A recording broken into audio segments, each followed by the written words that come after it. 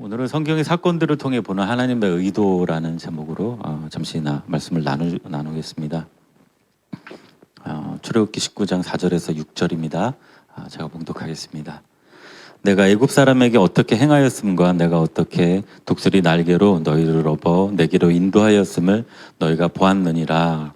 세계가 다 내게 속하였나니 너희는 내 말을 듣고 내 언약을 지키면 너희는 모든 민족 중에서 내 소유가 되겠고 너희가 내게 대하여 제사장 나라가 되며 거룩한 백성이 되리라. 너는 이 말을 이스라엘 자손에게 전할지니라. 하나님이 이렇게 말씀하셨습니다.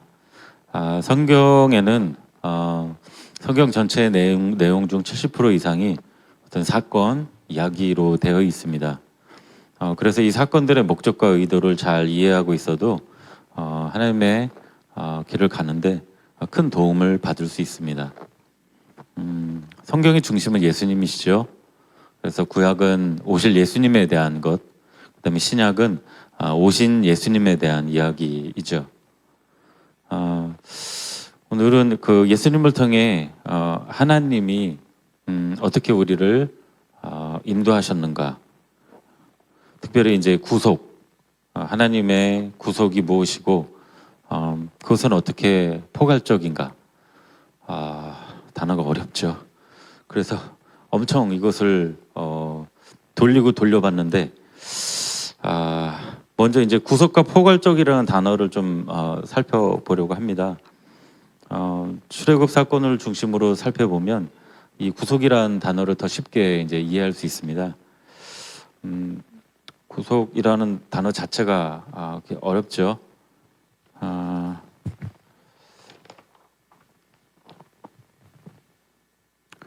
하나님의 큰 계획은 구약으로 돌아가서 잘 살펴보면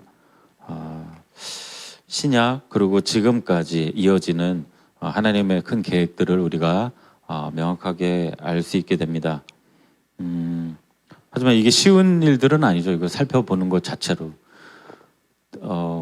저희가 이렇게 이것을 찾아보고 좀 생각하고 뭐 공부도 하고 이렇게 준비를 했지만 대부분의 이렇게 요조 목사님 책들에서 나온 내용들이고 제가 이것을 읽고 정리하는 것만 해도 참 힘든데 이것을 듣는 여러분은 얼마나 힘들까라는 생각을 해봅니다. 그래서 좀 어떻게 이거를 쉽게 나눌까 이제 고민을 하면서 성경에 어떤 사건이 일어나죠. 우리는 이제 성경적으로 이제 그 내용을 아는데 혹시 그때 그 사건이 일어났을 때 역사 속에 실제 그 어떤 사람들은 그때 당시의 사람들은 그 사건을 어떻게 봤을까라는 걸 조금 이제 준비해봤습니다. 그래서 여러분의 집중력이 놀랍게 떨어질 때 이렇게 잠시 나누도록 하겠습니다. 리처드 미들턴은 구약의 세계관을 우리의 기초와 지침으로 삼지 않으면 신약을 잘 알 수가 없다.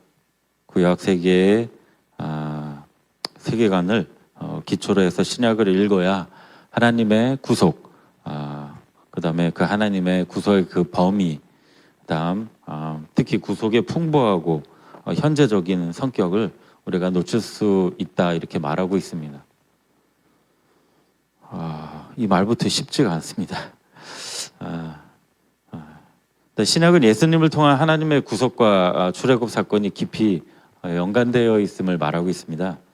특히 크리스토퍼 라이터 교수님은 하나님의 선교, 하나님 백성의 선교 책 있죠. 너무나 유명하죠. 이 특히 하나님의 선교는 그 선교를 생각하는 모든 사람들이 읽는 그 필독서죠. 일단 좀 두껍습니다. 두꺼워갖고 누가 설명해 주는 사람이 있으면 좀 쉽고요. 근데 이제 조금씩 읽어가면 정말 하나님의 구속과 그의 사랑 또 하나님이 어떻게 선교를 설명하고 있는지 이제 잘 나누고 있는 책입니다. 신약 성경이 보면 출애굽 사건은 예수님을 통한 하나님의 구속을 이해하는 배경을 제공하고 있습니다. 먼저 단어를 보겠습니다. 이제 구속이라는 단어죠. 여기서 이제 단어 사전을 찾아서 보니까 구속은 행동이나 의사의 자유를 제한하거나 속박함이라고 나와 있습니다. 행동이나 의사의 자유를 제한하거나 속박. 그런데 예수님을 통한 하나님의 구속, 여기서 사용하는 구속의 단어는 여러 가지 의미가 한꺼번에 들어가 있죠.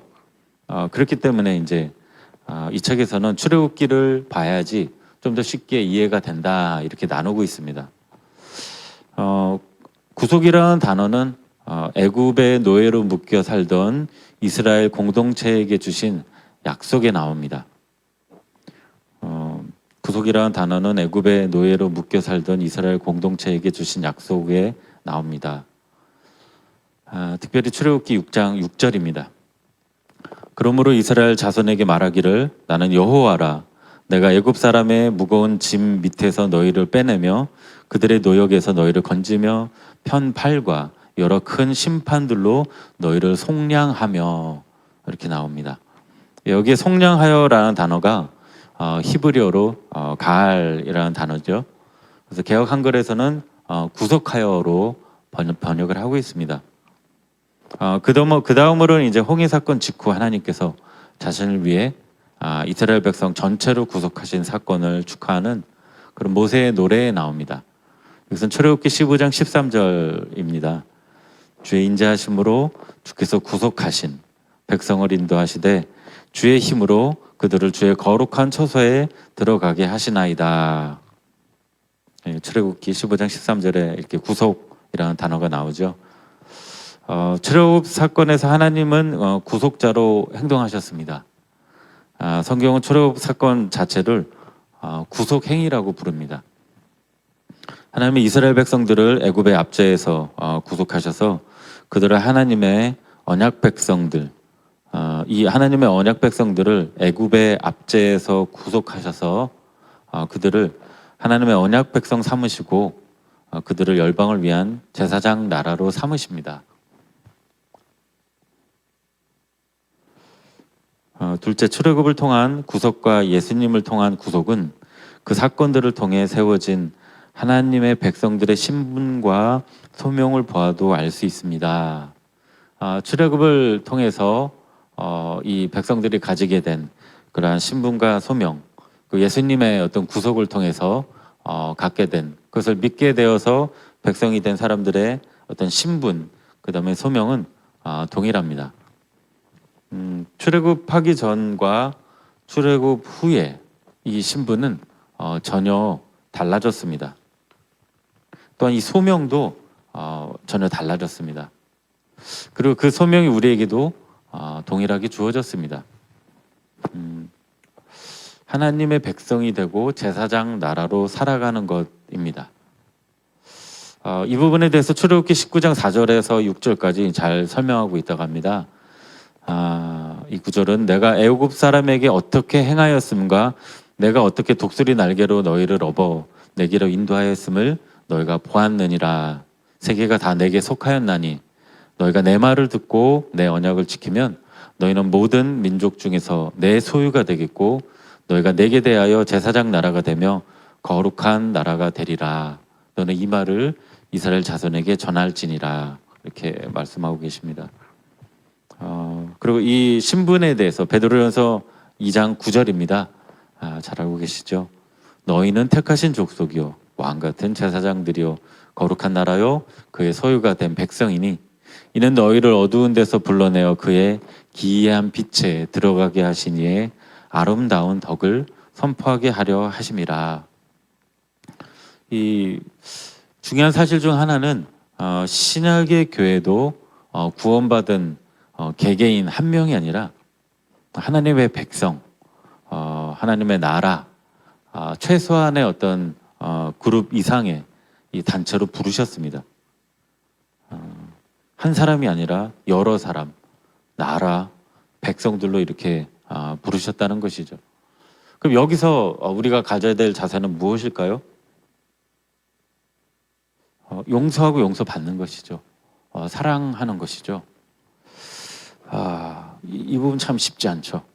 이러려면 뭐 짧게는 몇 년 전으로 돌아가야 되고 좀 길다 싶으면 한 10년 전으로 돌아가야 됩니다. 뭐 목사님들 같은 경우에 십자가 복음을 접했을 때 많이 갈등하신다 그러죠. 이거 전했을 때 이전과 전혀 다른 어떤 복음의 방향으로 나가야 되는데 이것을 전했을 때 교인들이 나갈 수도 있고 일반 또 이사 오시는 성도분들이나 이런 분들이 안 올 수도 있는데 라고 하는 그러한 그런 걱정을 하기도 하지요. 그런데 그럼에도 불구하고 하나님을 정말 추구했던 분이라면 이 십자가 복음을 선택할 수밖에 없죠. 그래야 하나님 원하시는 길을 가고 하나님의 가족이 될 수 있기 때문입니다. 특히 리더의 입장에서는 참 많은 갈등이 있으실 것입니다. 어떻게 하면 하나님께로 인도할 것인가? 나도 바쁜데 그런데 참 어려움에 처한 그런 가정들을 어떻게 도울 것인가? 단지 뭐 회복되는 그런 것뿐만 아니라 하나님의 자녀로서 하나님의 백성들로서 세워져서 제사장의 어떤 삶을 살아가야 되는 삶을 살아가는 거기까지 인도를 해야 되는데 고민이 많으시겠죠. 하지만 시작은 이 하나님의 백성이 그러니까 각 개인이 한 명 한 명이 따로따로 주님을 찾는 것이 아닌 그렇게 주님을 찾고 또 동일하게 같이 가족 개념으로 주님을 찾는 그런 백성 나라로 이렇게 변화되는 것이죠. 아이를 입양한 유명한 연예인이 있습니다. 뭐 선행으로도 유명한데 제가 어쩌다 그 얘기를 들었습니다. 이제 입양의 어려움을 물어봤습니다. 그 옆에 사람이 물어봤는데 아주 쉬운 경우가 있다고 합니다. 그것은 이제 젖먹이 어린 아기를 입양했을 때 그게 물론 육체적으로는 쉽지만 굉장히 이렇게 기쁨을 가질 수 있고 어렵지만 이렇게 너무나 이렇게 힘든 그런 과정으로 들어가지는 않는다고 합니다. 그러니까 이 아기가 완전히 나의 도움만으로 그 생명을 유지할 수밖에 없는 그러한 상태에 있을 때 젖먹이 아기가 있을 때 아기 때에 입양을 하면 오히려 가족이 되기가 쉽다고 합니다. 계속 시간마다 살펴봐야죠. 젖 줘야죠. 기저귀 갈아야죠. 이제 아프면 병원 데려가야죠. 또 뭐 간식도 줘야죠. 같이 자야죠. 그러다 깨면 또 이런 것들을 반복해서 이 가족이 되는 거 아닙니까? 정말 그런 것 같습니다. 그래서 이런 시간이 오래 지냈을 때, 뭐 10년, 20년 이렇게 지냈을 때, 이 아이가 어떠한 일을 하더라도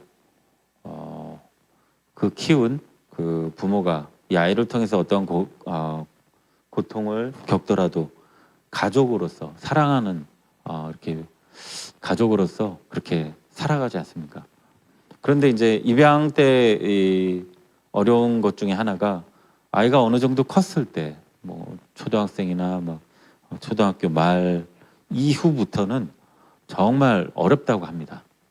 이 육체적으로 어느 정도 컸고 그 가장 중요한 서로 사랑을 주고 사랑을 받는 그 나이를 지났기 때문에 이 좀 큰 아이들을 입양해서 키우기가 그렇게 어렵다고 합니다.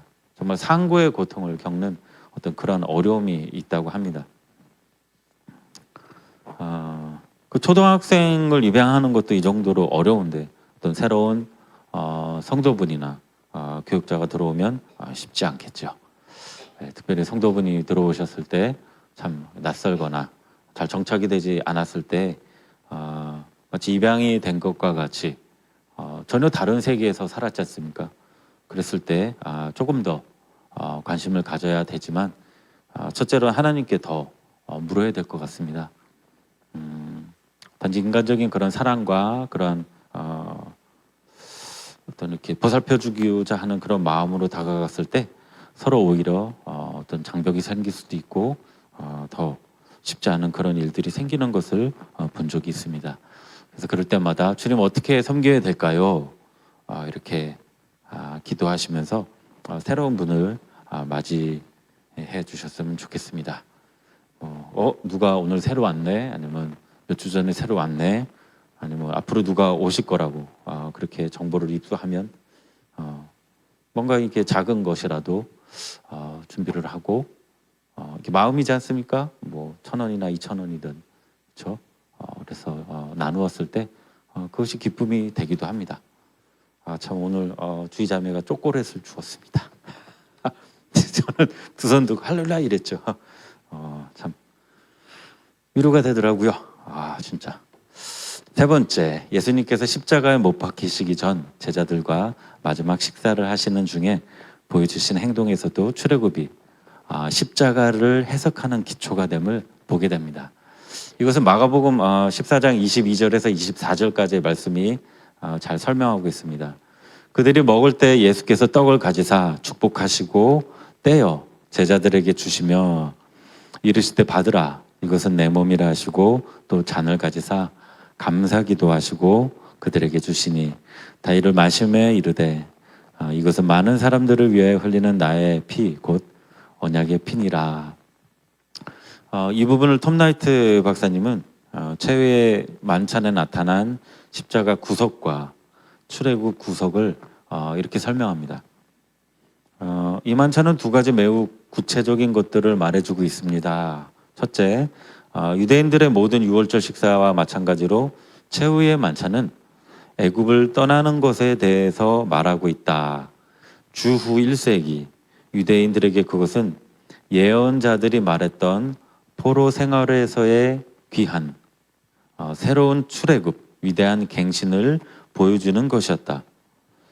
둘째, 이 식사는 하나님 나라 운동이 예수님 자신 안에서 그리고 예수님을 통해서 일어나고 있다는 것을 보여주었고 예수님의 죽음을 통해서 시작되는 새로운 출애굽 그리고 새로운 하나님 나라를 상징하도록 하고자 하는 의도를 지니고 있었다. 이렇게 나누고 있습니다. 이 톰 라이트 박사님의 이 말씀의 의미는 이렇습니다. 유월절은 출애굽 사건을 기념하는 것입니다. 그러나 예수님 시대 유대인들은 새로운 출애굽을 기대하고 있었습니다. 어떤 출애굽이죠? 그렇죠. 이들이 원하는 외적으로 보이는 어떤 그런 대단한 것, 이들의 기대가 예수님께 이제 모아졌죠. 당시 상황이 어땠습니까? 오래전에 나라가 완전히 멸망을 했죠. 물론 하나님께서 돌아오라고 했지만 이들이 듣지 않고 계속 우상을 숭배하고 하나님을 떠나 살았죠. 죄를 짓고. 그러므로 나라가 쪼개지기 시작했고 그리고 조금씩 멸망하다 완전히 다 나라가 완전 부서졌죠. 완전히 나라가 멸망하여서 사람들은 모두 소망을 잃고 살았습니다. 그러나 하나님의 은혜로 포로에서 다시 돌아왔죠. 그러나 돌아와서 얼마 후에 다시 로마의 압제 가운데 살았습니다. 나라가 쪼개지고 그리고 완전히 다 부서져서 멸망당하고 포로로 이 요직에 있는 똑똑한 사람들이 인물이라는 사람들이 다 끌려가고 시간이 지나서 다시 돌아왔지만 다시 로마라는 그 강력한 나라에 그 속박이 되어서 이렇게 눌려 살았습니다. 이렇게 눌려 살았으니 이 사람들은 무엇을 구했겠습니까? 자유지요. 뿐만 아니라 여러 부분에서 그렇게 언약과 같이 예언과 같이 그런 일들이 일어났으면 좋겠다 이렇게 기대하고 있었습니다. 당시 너무나 눌려 살았죠. 특히 이제 군사들에 의해서 그 많은 그 압제를 당하고 그리고 군사가 와서 어린 아이건 여자건 나이 많은 분이건 와갖고 짐을 내려놓고 이것을 옮겨라 했을 때 그 법대로 어느 정도까지 가야 되죠. 이 무지막지한 그런 법이었죠. 일을 하고 있을 때에도 들이닥쳐서 이 물건을 옮겨라 했을 때는 옮겨야 돼요. 그다음에 뭐 특별한 일이나 위급한 일을 할지라도 정말 군사들이 봐주면 좋지만 위급한 일일 때에도 그 말을 듣고 이렇게 그들이 원하는 대로 해야 됐다는 것이죠. 자유가 없었습니다. 눌려 살았고 경제적으로도 너무나 어려웠죠. 이 부분은 이제 잠시 후 또 나누겠지만 요 부분에 대해서 예수님의 십자가에서 이루신 일들, 그 다음에 출애굽, 이 부분에 있어서 마지막으로 크리스토퍼 라이트 교수님은 요한계시록 15장 3절을 인용합니다. 그러면서 성경에 나오는 구속 이야기에 구약과 신약의 그 구속 이야기가 공통된 점이 있다, 통일성이 있다, 이렇게 나누고 있습니다. 하나님의 종 모세의 노래, 어린 양의 노래를 불러 이르되 주 하나님 곧 전능하신 이시여 하시는 일이 크고 놀라우시도다. 만국의 왕이시여 주의 길이 의롭고 참되시다. 이 구절은 새 창조가 완성되는 날에 구속받은 인류가 모세의 노래와 어린 양의 노래를 나란히 부를 것을 예언하고 있습니다. 우선 넘어가도록 하겠습니다. 우리가 출애굽에 대해 주목해야 될 첫 번째 사실은 출애굽이 실제적이죠. 그리고 이 출애굽에 나오는 그 어떤 말씀들을, 이야기들을 잘 보면 굉장히 구체적으로 압제되었던 그런 그 어려운 상황 속에 있었다는 것을 잘 설명을 해주고 있었습니다. 한 역사적 공동체의 사회적 그 정치적 구원을 출애굽을 통하여서 이루었다, 그것을 나타내었다, 이렇게 설명을 하고 있습니다. 따라서 출애굽은 구원에 대한 어떤 영적인 해석이다, 이렇게 말씀하시는 분들이 적지가 않습니다. 그러나 이것들은 실제로 일어났었던 일이고, 단지 영적인 그 의미뿐만 아니라 이 세상에 뿌리를 깊이 내리고 있습니다. 이 사건들의 의미, 배경들, 그다음에 이 사건들이 있은 이후에 어떤 하나님께서 주시고자 하는 그러한 영향력들, 계획들, 이것들이 현실에 많이 퍼져 있고 깊게 뿌리 박고 있습니다. 뿌리가 있으면 본체가 있겠죠. 본체가 있으면 이제 가지가 있고 열매를 맺겠죠. 이러한 여러 가지 사건들이 뿌리와 같은 역할을 합니다. 이것들을 이제 보고 이해할 수 있게 된다면 이제 나무와 가지, 그리고 열매를 볼 수 있게 된다는 것이죠. 크리스토퍼 라이트도 출애굽 사건은 노예화 하는 모든 것들로부터의 구출을 의미하며 영향력의 측면에서 출애굽 이야기보다 더 포괄적인 일련의 사건을 상상하기 어렵다, 이렇게 말하고 있습니다. 그만큼 출애굽 사건이 굉장히 여러 가지를 함축하고 있다는 것이죠. 너무 함축하고 있어서 좀 쉽지는 않습니다.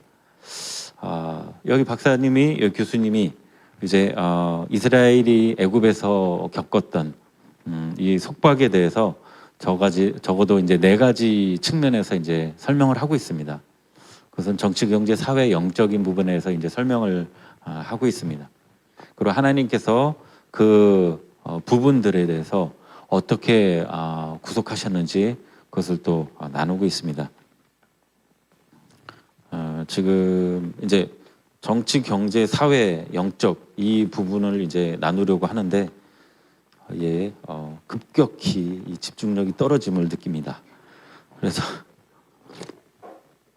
막 와닿습니다. 일단 제 잘못입니다. 그래서 이제 쉬어가면서 이제 이 출애굽이 사건이 있었죠. 근데 출애굽 이 사건은 이제 이 출애굽에 온 그 계기를 안 나눌 수가 없죠. 그래서 출애굽 이 애굽에 왔을 때 처음에 몇 명 정도가 왔었죠? 70여 명이 왔었죠. 그리고 그 사람들 때문이 아니라 물론 하나님의 어떤 그 계획이 있으셨죠. 그런데 요셉이라는 사람을 통해서 하나님께서 일하셨죠. 아브라함, 이삭, 야곱, 요셉, 아이야요는 좋은데 아브라함, 이삭, 야곱, 유다죠. 네, 여하튼 쓰임 받은 사람과 계보를 이은 사람은 또 다릅니다. 이것을 은혜라고 하죠. 정말 은혜. 이번에 그 NWC 이제 조장을 하면서 아이들 이제 9시 저녁 9시 넘어서 이제 조모임을 갖습니다. 어떻게 해야지 이제 아이들에게 이제 좀 배운 것들을 복습을 할까 막 하던 중에 이제 이렇게 장난치다 걸린 친구를 이제 앉혀놓고 이제 질문을 하기 시작했어요. 이제 그러다 그 옆에 또 이렇게 좀 까부는 친구를 또 잡아갖고 질문을 하게 돼서 대표로 세 사람을 앉혀놓고 막 돌아가면서 이제 질문을 하기 시작했어요. 이제 은혜에 대한 것들 막 질문하는데 처음에 잘 모르죠. 왜 그런 질문을 하는지도 모르고. 근데 계속 질문을 하다 보니까 이제 뒤에서 조금씩 가르쳐주기 시작한 거예요. 그리고 잘 됐다 싶어갖고 이제 그 친구들이 이제 대표 주자로 세워놓고 막 질문을 던져요. 그 대답 못하면 뒤에서 니네 이제 회의해라 해갖고 해놓고 여기서도 얘기해놓고 여기서 대답을 잘하면 이제 옆에 이제 나누고 또 넘어가고 이런 식으로 했어요.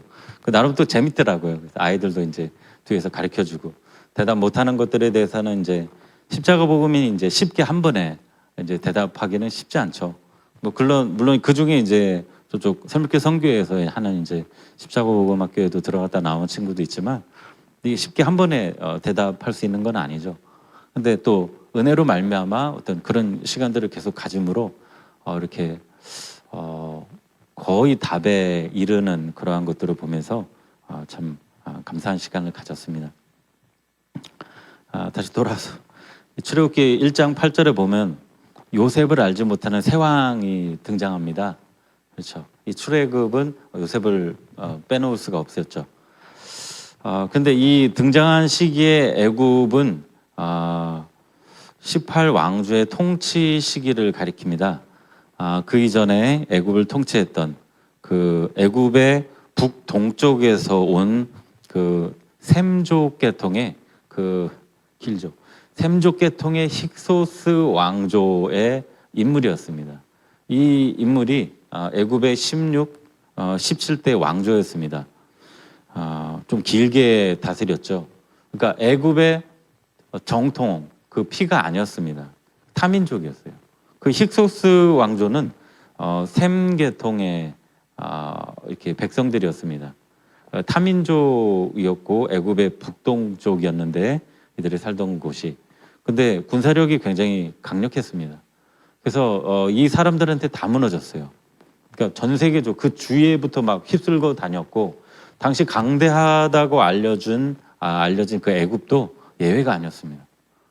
그냥 뭐 징기스칸처럼 그냥 다 휩쓸고 다녔죠. 그렇게 애굽도 뚫고 들어와서 이 막강한 군사력을 싸워 이겼습니다. 그리고 좋아 보여서 여기에 정착하게 됩니다. 근데 1, 2년이 아니고 수백 년을 다스렸습니다. 정착해서 수백 년을 다스렸고 자신도 왕이 되었지만 그럼에도 불구하고 외부에서 흘러 들어온 그런 인물이었기에 이 왕은 타민족에 대한 관대한 정책을 펼쳤습니다. 이제 대충 이제 그때 역사적으로 어떠한 일이 벌어졌는지 아시겠죠? 뭔가 이제 배경이 깔렸죠. 이 왕 역시 파라오라고 한 이 사람도 다른 나라에서 다른 민족으로 들어와서 다스리고 있던 사람들이요. 그렇기 때문에 거기 원래 있던 사람들도 이 왕이 타민족을 다른 나라 사람을 나라에 높은 고위 관직으로 세우는 것에 대해서 반대를 할 수가 없었어요. 왜냐면 왕 자체가 외국에서 와갖고 전쟁에 다 깨부시고 들어와갖고 왕을 차지한 사람이기 때문에 이 밑에서 뭐라고 할 수 깨갱 그렇죠? 죽을 수도 있기 때문에 그러한 하나님께서 이렇게 계획을 다 이렇게 세워놓으셨어요. 그리고 이때 왕이 굉장히 이상한 꿈을 꾸게 되죠.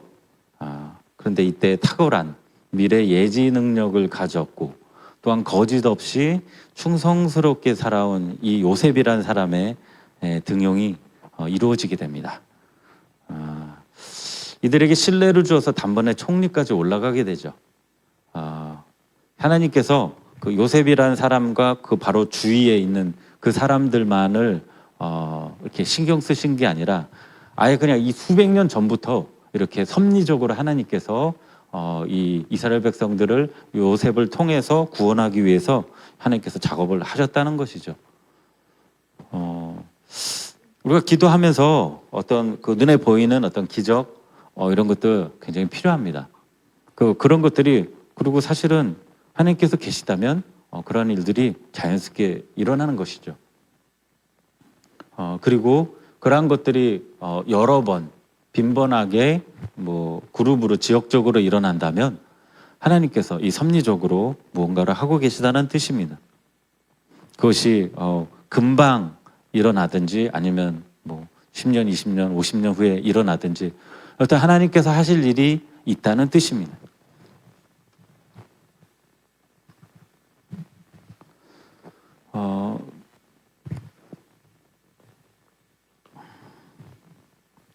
힉소스 왕조는 이스라엘 백성이 애굽에 들어온 지 300년이 지난 후 무너집니다. 이전에 주어진 임무를 다한 그 왕조는 이렇게 없어지고 하나님이 다음 계획을 향한 그러한 왕조가 다시 세워집니다. 결국 이 왕조도 하나님의 계획을 향한 발판이었습니다. 왕조는 그냥 한 명의 왕, 임금 이걸 말하는 게 아니죠. 그 왕가 이것을 얘기하죠. 그래서 왕을 계속 하나님께서 그의 뜻하신 바 계획을 이루시기 위해서 어떠한 왕들을 세우시는 것이죠. 지금도 마찬가지입니다. 예. BC 1580년경 이스라엘이 애굽에 들어온 지 300년이 지난 후 요셉을 알지 못하는 새 왕이 등장합니다. 대충 BC 1580년경이라고 합니다. 그 애굽의 18대 왕조 그 아흐모세라고 합니다. 이 아흐모세. 예. 근데 이 사람에 의해서 이스라엘 백성들이 탄압을 받기 시작합니다. 감당하기 힘들 정도의 그런 고된 노동을 시킵니다. 근데 성경이 분명히 요셉을 알지 못하는 새 왕이 등장한다 이렇게 말하고 있습니다. 정말 요셉을 알지 못했을까요? 애굽은 이전 타민족인 그 힉소스 왕조에 의해서 300년간 통치를 받게 됩니다. 그리고 이제는 애굽의 순수 혈통인 투트모스 1세가 왕으로 등극합니다. 1500년 이제 1530년 BC 이 정도의 인물이죠. 근데 이 사람이 실권을 잡은 후에 뭐를 하게 되냐면 일단 곧바로 역사를 왜곡하기 시작합니다. 이거 잘 쓰는 나라들이 있죠. 이전의 왕들이 잘했던 일들을 싹 다 부정을 합니다. 아예 기억에서 없애버리는 것이죠.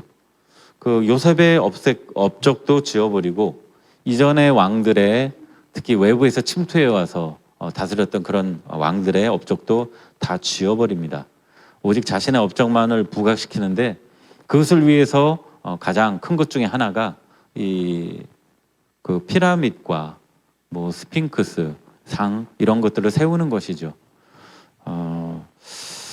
뿐만 아니라 많은 고역을 그 왕궁을 짓기 위해서 이스라엘 백성들을 정말 고통스럽게 채찍으로 다루면서 일을 시킵니다. 이 고통 속에서 이스라엘이 부르짖게 되고 이때 모세가 태어나게 됩니다. 이제 정치적인 차원으로 넘어가겠습니다.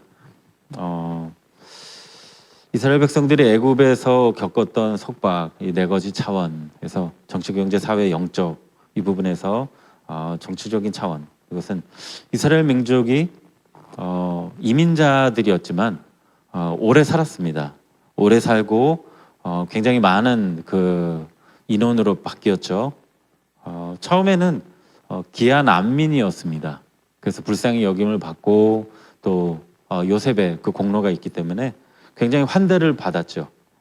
그런 이제 이 새로운 그런 왕이 세워지면서 이 피난처였던 이 땅은 이 두려움의 그 고통의 땅이 되었죠. 출애굽기 1장은 이 요즘 사회를 비슷하게 말하고 있습니다. 우리나라도 이제는 다민족 국가가 되고 있죠.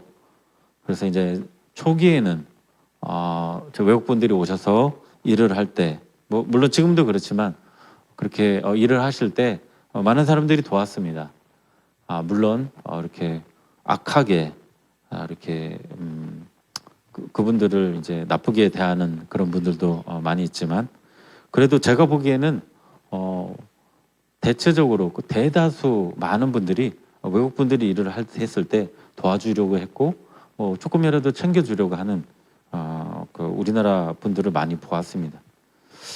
그런데 이제 상황이 바뀌었죠. 상황이 바뀌어서 사람들을 착취하고 억압하고 때로는 이제 폭행하기도 하고 이 사장님들이 그렇죠, 이제 어디서 받은 스트레스를 이 사람들한테 푸는 겁니다. 이 사람들이 어떻게 해요? 못합니다. 그렇죠. 우리나라 사람들도 외국 나가서 그 비자, 뭐 영주권 이런 것 때문에 반노예가 됩니다. 아니 그냥 대놓고 그냥 노예가 되는 거죠. 수시로 이렇게 불려져서 일을 해야 되고 개인적인 그런 일도 해줘야 되고 안 했을 때 나중에 그 비자, 영주권 이것들의 불이익을 받는 거죠. 똑같은 것 같습니다. 마음으로도 어렵고 실제 육체적으로도 어렵고 정신적으로도 그러니까 얼마나 고통 속에 있겠습니까?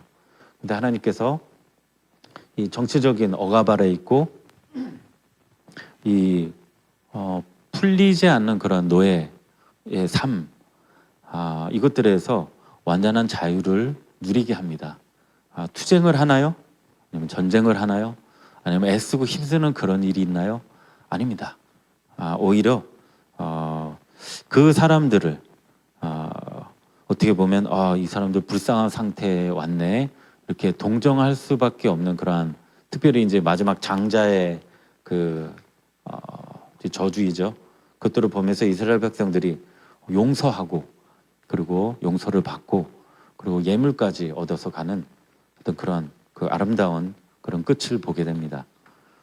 정말 하나님의 하실 수 있는 그러한 결과죠. 어떻게 절대 놓아줄 수 없는 그런 사람들. 일을 하면서 이게 좀 지방에 이렇게 요즘에 이제 이 저기 뭐랄까 일명 이렇게 조폭이라고 하시는 분들이 합법적인 일을 많이 하세요. 그 중에 하나가 이제 외국 분들을 이제 초대해서 이제 모아서 이제 일을 이렇게 보내는 그런 일을 하시더라고요. 그 좀 거기 가서 잠깐 일을 했는데 조금 약간 무섭긴 하더라고요. 그분들은 자신들을 모은 사람이 누군지 몰라요. 그 외국 그분들은. 그래서 저는 알고 있었는데 와 그분들을 어디 잘못 어디 갔다가는 와 큰일 날 건데라는 처음에는 못 모르고 이제 이 땅에 오죠. 이제 돈을 많이 벌게 해준다고 해서 물론 이제 어느 정도 돈을 벌지만 일이 굉장히 힘들지 않습니까? 정말 힘들어요. 그래서 그만둔다 그러고 뭐 도망간다고 그랬대 잡혀옵니다. 잡혀오고 그 우리가 뉴스에 보는 이 뭐 누구한테 뭐 두들겨 맞았다 뭐 사장님한테 맞았다 하는 게 진짜 사장일 수도 있고 이분들일 수도 있어요. 한번 걸린 이상 이제 좀 그거 보면서 이제 마음이 좀 안타깝더라고요. 어떤 이스라엘 백성들은 그런데 이것보다 더한 상황이죠. 절대 빠져나올 수 없는 그런 상황에서 오히려 자신들을 압제하고 억압했던 그 사람들이 말할 수 없는 그런 슬픔과 고통을 겪는 걸 보면서 많은 이스라엘 백성들이 오히려 이 애굽의 그 사람들을 불쌍히 여기고 용서해주고 나오지 않았을까 그런 생각도 해보았습니다. 두 번째 경제적인 차원입니다. 이스라엘 민족이 겪은 억압 중에 가장 큰 고통이 이제 경제적인 것이었죠. 예전에 우리나라에서 뭐 100여 년 전 아니면 그 이전에 하와이로 이민을 갔다고 하죠. 가서 사탕수수밭하고 이렇게 농작물 재배하면서 월급도 정말 최소한의 아주 정말 노예처럼 그렇게 받았다고 합니다. 그럼에도 불구하고 이 한국 사람들이 돈을 모아갖고 땅을 사고 해갖고 넓혔다는 그 얘기를 들으면서 참 한국 사람 대단하다. 근데 그래도 그분들은 돈을 받았다는 것이죠. 뭐 지금으로 따지면 뭐 한 달에 뭐 20만 원, 30만 원 택이죠. 그럼에도 불구하고 돈을 받았어요. 근데 이스라엘 백성들은 1도 없었습니다. 먹을 것 좀 주고. 그러니까 얼마나 고통스럽게 살았으면 나중에 이 출애굽했을 때 이 저기 광야에서 이런 얘기 하죠. 예전에 좋았다고 막 하면서 그때는 뭐 부추도 먹고 뭐도 먹고 얘기했다고 그러죠. 그게 굉장히 고통 속에 있을 때 뭔가 이렇게 조금 위로가 되는 것이 있으면 이렇게 마음속에 많이 남죠. 그렇죠? 뭐 여러분도 그런 거 있으실 것 아닙니까? 아주 고통 속에 있는데 뭔가 은혜가 있었다 그러면 기억이 난다. 정말 별거 아닌데 참 좋다. 뭐 아까 누가 초콜릿 준 것처럼. 그래서 좋아요. 예. 이스라엘 백성들이 그런 상황 속에 있었다는 것이죠. 정말.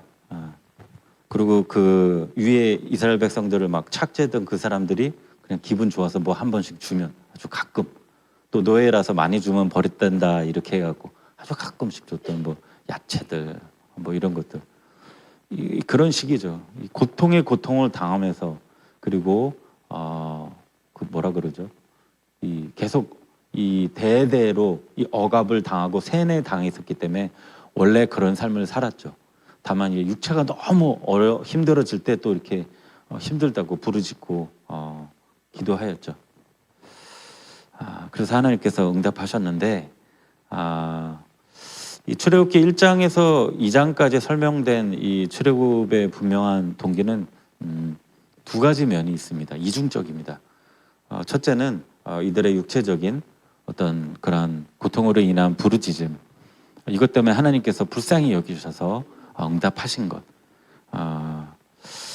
하지만 그게 하나님의 공의에 대한 하나님의 열정 때문이었다고 합니다.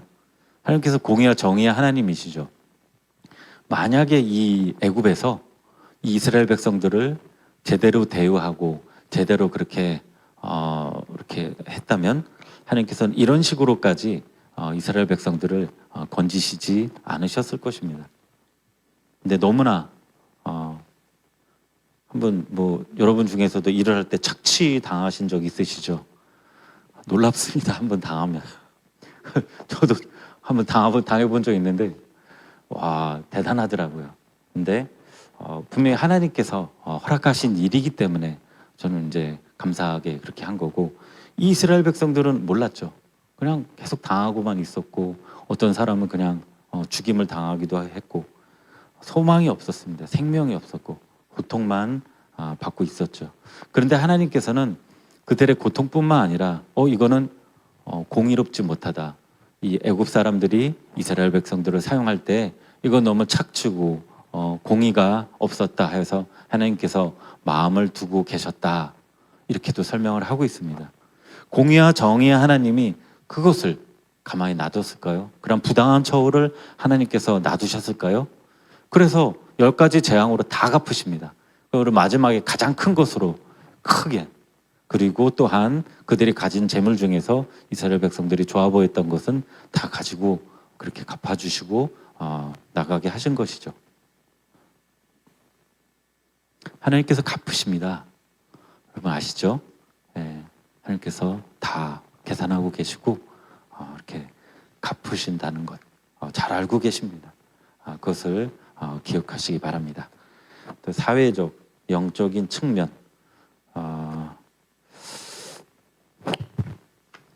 아까 이제 요셉의 어떤 상황 또 배경을 잠시 보았습니다. 이제는 모세 때의 정치적 배경, 또한 어떤 실제 그때 역사에서는 어떤 일이 벌어지고 있었는가, 이것을 잠시 마치고 잠시 나누고 그렇게 마치려고 합니다.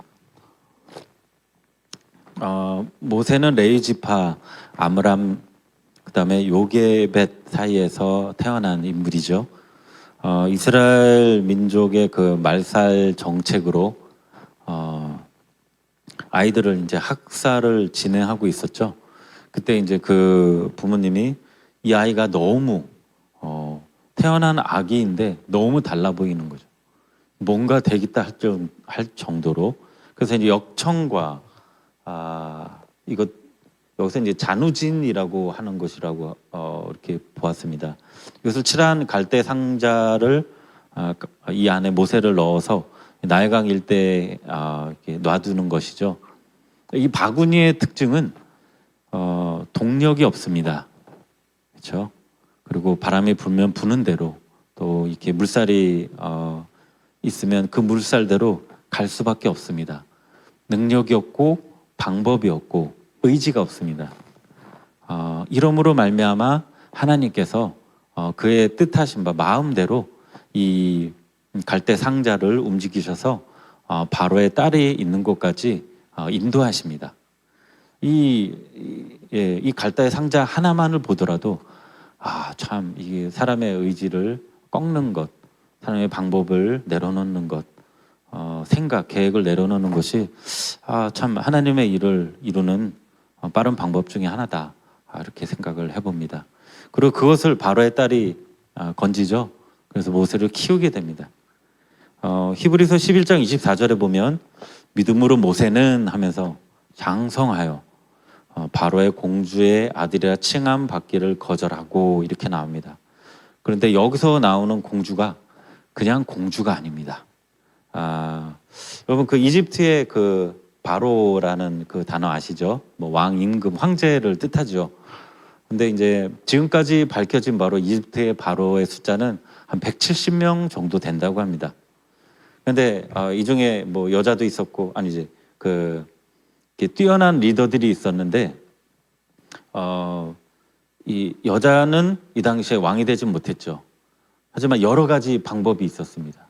어떤 리더로 등극한 170명 중에 가장 강력하고 똑똑한 사람 중에 한 명이 이 모세의 어머니, 이 바로의 공주라 칭하는 이 사람이었습니다. 이름은 바로 하셉수트. 이름 자체가 이 뜻이요, 여자들 중에 가장 으뜸인 자라는 뜻이라고 합니다. 여기도 있습니다. 예.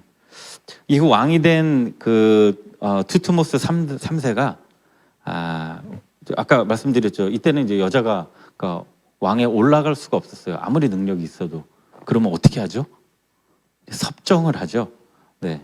이 투트모스 3세가 왕이 되지만 10살 정도의 어린 나이였습니다.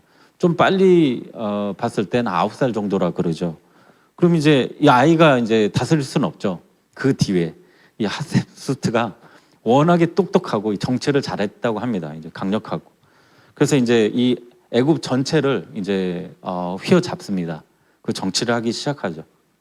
그러니까 모세는 자신이 키운 어머니 옆에서 말만 잘 들었으면 그냥 바로가 되는 거였습니다. 이 어머니도 이 하셉수트, 이 바로의 어머니라 칭함을 받는 이 사람도 역시 정치적으로 이유가 있어서 모세를 건져서 키운 거죠. 그러니까 앞으로 왕이 될 사람이 누구든 상관이 없어요. 왜냐하면 자기가 다 이렇게 할 수 있기 때문에 누구든 상관없으니까 그냥 어떻게 보면 얘를 건져서 키워서 얘를 키우고 왕을 시키고 내가 뒤에서 이렇게 하면 되겠다. 이런 게 그냥 모세를 보자마자 그런 계획이 쫙 서져 있었겠죠. 우리나라도 마찬가지 않습니까? 옛날에 왕이나 이렇게 오래된 그 왕조 시절에 뭔가 이렇게 자신의 그 입지를 돈독하기 위해서 여러 그 정치에 있는 사람들과 이제 같이 하게 되죠. 이런 것처럼 굉장히 똑똑했던 사람이고 능력이 있었던 사람입니다. 그런데 히브리서 11장 24절에서 26절에 보면 믿음으로 모세는 바로의 공주의 아들이라 칭함받기를 거절하고 도리어 하나님의 백성과 함께 고난받기를 잠시 죄악의 낙을 누리는 것보다 더 좋아하고 그리스도를 위하여 받는 수모를 애굽의 모든 보화보다 더 큰 재물로 여겼으니 이는 상 주심을 바라봄이라. 당시 모세는 이미 30살쯤에 군대를 이끌고 다른 나라에 가서 전쟁을 하였습니다. 이 나라 군인들이 이 군대가 워낙에 강력했기 때문에 그냥 끌고 나가면 그냥 이기는 겁니다. 워낙에 강력했기 때문에 뭐 리더자가 뭐 그럴 것도 없고 한 사람 한 사람의 군사력이 워낙에 강력했기 때문에 그냥 가면 그 나라가 이제 벌써 쫄면서 이제 시작을 하는 거예요. 그래서 가서 이제 그냥 초전 박살을 내고 나라를 이제 휘젓고 그리고 오는 거죠. 이미 모세는 그러한 전쟁을 해봤었습니다. 그리고 당시 왕자가 뭐 자신 자국민이라 할지라도 뭐 한두 명 죽인다고 해서 누가 뭐라 그럴 수 있는 사람이 없었습니다. 근데 왜 쫓겨갔죠?